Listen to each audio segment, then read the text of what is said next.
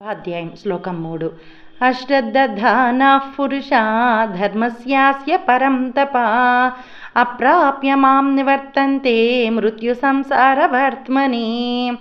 అశ్రద్ధధానః పురుషా, శ్రద్ధ దాకి పుల్లు వస్తుందండి. ఇక్కడ మహాప్రాణమం ధా ఉంది. ధానః పురుష. అశ్రద్ధధానః పురుష ధర్మస్యాస్య